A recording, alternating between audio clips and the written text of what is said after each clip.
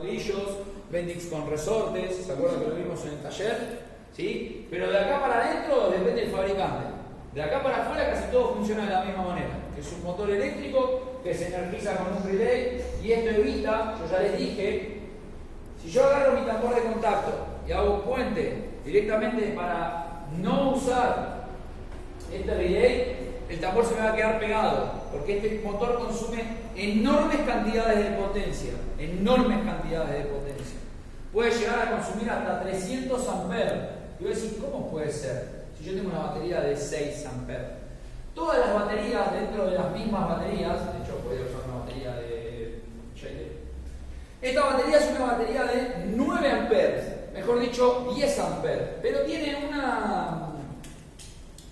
una sigla, en este lado no la estoy viendo, que es el CCA, que es el ciclo de amperaje abierto, CCA, que es la fuerza que puede aguantarse una batería sin entrar en corto. ¿Dónde está? Bueno, esto no la dicen, pero dicen algo así como números muy irrisorios, como 330 CCA. Y después se los voy a mostrar. No es necesario que lo sepan, pero que se entienda de que cuando vos accionás este motor de arranque se generan enormes consumos de potencia y los 10 volts que están acá, 12 volts, 10 amperes que están acá, me los va a consumir prácticamente todo el sistema de arranque. Pero gracias al relay yo voy a proteger todos los demás componentes de no sufrir una sobrecarga o una demanda de consumo exagerada que dañe cualquier circuito que esté medio débil. ¿Sí? Pero bueno, estas no lo dicen, después les voy a mandar, obviamente, en algunas que sí. Entonces, estos sistemas de arranque, ¿sí? Que yo ya dije, puede ir paralelo en base al CDI o no. Yo ya les mostré que el otro día podíamos mover el motor de arranque sin ni siquiera tener la llave de contacto. ¿Cómo hago? Y encontré estos dos. Que es lo mismo que si yo agarrara el motor de arranque con un cable positivo así, ponga la batería al cable de masa y vaya directamente a este punto. Y ahí lo voy a hacer mover. Lo que pasa es que no voy a tener la chispa que me haga encender el motor. ¿Me explico? Por eso es de la mano. Sistema de arranque y encendido. Sí o sí necesitas el sistema de encendido para que funcione la moto. Después que tiene arranque o no, mi moto, la LXL, no tiene motor de arranque. No tiene ningún relay, no necesita de nada. Eso. Yo la pateo, se genera una chispa, un voltaje alterno, me lee el captor, lo prendo y chao. Después cuando lo apago, le corto la descarga masa y se acabó. Y por último, lo menos importante, y ya con eso terminamos y los libero porque están durmiéndose, loco, ¿qué les pasa? ¿Qué les pasa, hermano? ¿Hace cuánto que no vienen al aula? Dígame la posta. ¿Hace cuánto vienen al aula? No cuenta la clase pasada. No, hace un montón que no veníamos a la aula, no sé qué. Aparte vinimos 3 veces seguidas. ¿Cómo que no? Sí, 3 veces, la verdad. Claro, las últimas 3. La última 3. Miren, el curso que arranca ahora lo voy a dar en esta hora mismo y lo voy a hacer todo teoría. Nada, no van a tocar una sola moto. Quiero ver cuánto aguanta. Nada, te matamos. Vos mirá cuánto se duerme en la mano. 200 horas, no menos importante. ¿Cuál es? Descarga. Sistema de carga. Sistema de carga. ¿Sí? Y el sistema de carga se produce de la siguiente manera. Tenemos un estator. ¿Sí? 24 volts. En este caso es un estator de un 110. ¿Sí? Alto estator. Esto es el volante magnético.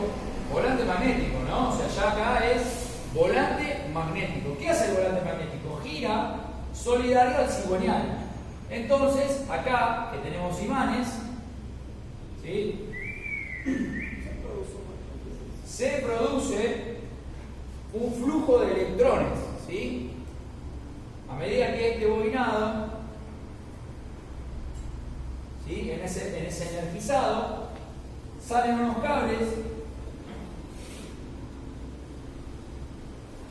¿sí? Que obviamente tienen voltaje alterno. Y este voltaje alterno vamos a encontrarnos con que va a llegar a un punto, que es nuestro famoso puente de diodos, vamos para adentro, pero ahí, vamos a ver si no más, más. sale y vamos a poner un tercero acá.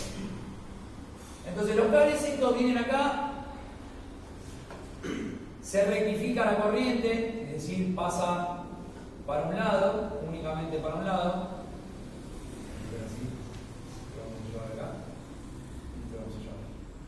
La corriente se va pasando de un lado a otro, ¿sí? Y para un lado va a salir, ¿sí?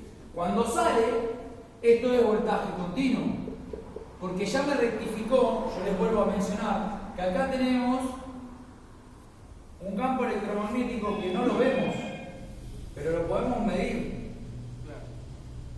¿sí? Esto es voltaje alterno, es decir, campos positivos y campos negativos en el mismo cable, ¿sí? De acá ya tenemos esto, que obviamente, como les dije el otro día, se empiezan a sumar los campos, ¿sí? Por lo que se produce un arco eléctrico de voltaje continuo que deviene en nuestro acumulador favorito, que es la batería, ¿sí? Un cable rojo directamente va a ir hacia la batería, ¿sí? Y de ahí va a repartirse hacia la instalación. ¿Y cómo se reparte? A través de un fusible. ¿Sí? Acá vemos, ¿no?, el sistema de arranque. Acá no estoy hablando del motor de arranque, estoy diciendo cómo la energía se distribuye de manera equitativa a todo lo que son las luces, ¿sí?, la bocina, las luces de giro, ¿sí?, y todo lo que funcione obviamente con positivo, ¿sí? Todos estos componentes ya están a masa. Entonces, ¿qué necesitan? Un positivo. Es más fácil controlar los artefactos poniéndolos a masa y llevando positivo que al revés, que llevando masa a todos lados, ¿sí? Porque masa, nosotros tenemos el triángulo de masa es motor, chasis y batería. Cuanto mejor masa tenga nuestro vehículo, es decir, nuestra carga potencial va a ser 0 volts, mejor va a ser. Ya hemos escuchado en otras oportunidades el término mala masa. Y esto significa que estos componentes no reciben buena señal de masa porque pintamos el cuadro y no nos dimos cuenta que dejamos sin lugar a masa los puntos más clave, o porque la batería directamente va al cuadro y después no hace más nada. Entonces, para reforzar la masa, el fabricante te ramifica la instalación eléctrica con distintos puntos al chasis, al motor, al Cristo y demás, para que tengan un refuerzo de masa, ¿sí?, y no haya sobrecarga de la misma masa, ¿sí? Entonces, esto es un sistema de carga básico. Después, como ya les dije el otro día, monofásico de un cable, monofásico de 2 cables o trifásico, ¿sí?, que son 3 bobinas. Les vuelvo a repetir, los cables, si vos tenés una bobina así, ¿sí?, la medición va a ser entre masa y el cable. Si tenés 2 cables, una cosa así, ¿sí?, la medición va a ser entre estos 2 cables, ¿sí?, entre este y este. Y si tenemos 3, que por lo general están a 120 grados de cada uno,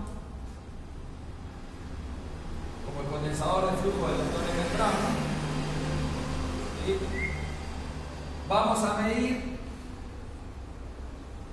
primero continuidad entre sí. Entre cualquiera de estos 3 cables tiene que haber continuidad. Después, para medir, vamos a medir de acá a masa, de acá al otro cable y entre sí. Y la sumatoria de estos cables, es decir, que si yo, por ejemplo, este cable tira 30 volts, ¿sí?, y este cable tira 30 volts también, cuando yo mida entre puntas, acá voy a tener 60 volts, ¿sí?, porque se suman los campos. Porque recordemos que la alterna es esto.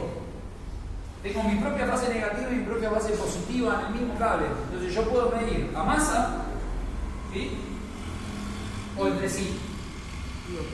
Acá, si tengo una conexión, si no tengo una medición entre la masa y la salida, la bobina está cortada. Si acá no tengo una conexión entre los dos cables, una de las bobinas está cortada. Pero acá sucede algo que puede pasar, que por ahí esta está cortada. Y entre estos